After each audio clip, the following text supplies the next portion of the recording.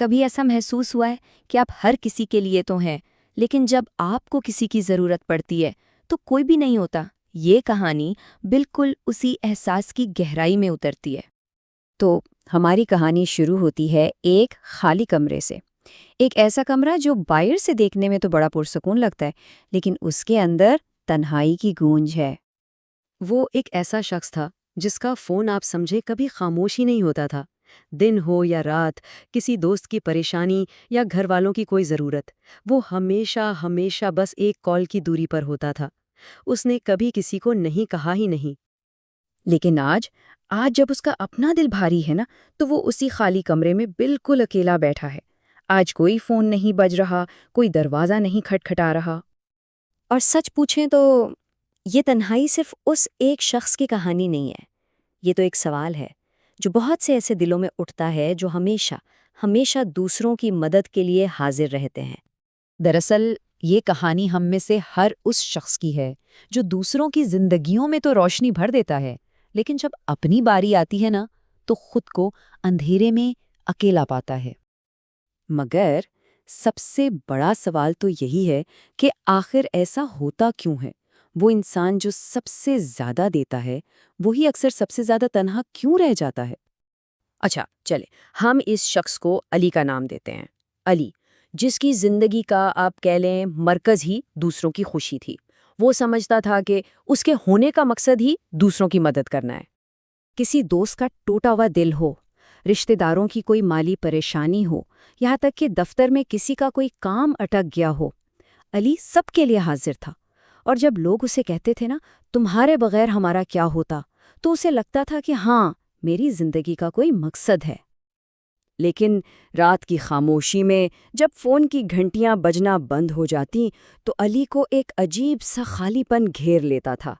ایک ایسا احساس جیسے اس کا اپنا تو کوئی وجود ہی نہیں ہے۔ پھر ایک دن ایسا آیا کہ علی کو خود کسی سے بات کرنے کی ضرورت پڑی۔ اس نے فون اٹھایا، نمبر ملایا، فون کی گھنٹی بجتی رہی اور پھر بس خاموشی۔ اور اس خاموشی میں علی کے ذہن میں پہلی بار ایک بہت تکلیف دہ سوال آیا کہ کیا میں صرف لوگوں کی ضرورتوں کے لیے اہم ہوں؟ کیا کوئی مجھے صرف میرے لیے بھی چاہتا ہے؟ یہ احساس علی کو اندر ہی اندر کھائے جا رہا تھا۔ وہ اتنا بے چین ہوا کہ کچھ دن بعد اس نے ہمت کی اور ایک سائیکالوجسٹ کے پاس چلا گیا، اپنی اس خاموشی کو توڑنے کے لیے۔ وہاں کافی دیر تک خاموشی رہی۔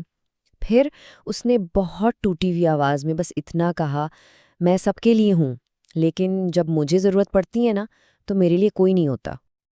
اس کی یہ الفاظ جیسے کمرے میں ہی ٹھہر سے گئے اور ایک ایسی گہری، بہت گہری خاموشی چھا گئی جس میں صرف اور صرف سچ کی آواز تھی۔ پھر سائیکالوجسٹ نے بہت نرمی سے اس خاموشی کو توڑا، اور انہوں نے جو بات کہی، اس ایک بات نے علی کی دنیا ہی بدل دی۔ انہوں نے کہا، علی، جب بچپن میں ہمیں پیار کچھ کرنے یا اچھا بننے کی شرط پر ملتا ہے نا، تو ہم یہ سیکھ جاتے ہیں کہ ہم جیسے ہیں ویسے شاید محبت کے قابل نہیں ہیں، ہمیں محبت کمانی پڑتی ہے۔ یہ سننا تھا کہ علی کی آنکھوں میں آنسو آ گئے۔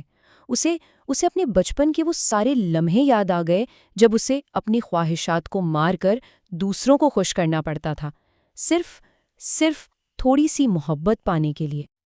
یہ سچ جاننا بہت تکلیف دہ تھا، لیکن یہ ایک نئی شروعات کا پہلا قدم بھی تھا، خود کو واپس پانے کا سفر۔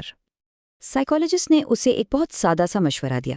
کہا کہ اگلی بار جب کوئی کچھ مانگے تو ہاں کہنے سے پہلے صرف ایک لمحے کے لیے خود سے پوچھنا کہ کیا تم واقعی یہ کرنا چاہتے ہو؟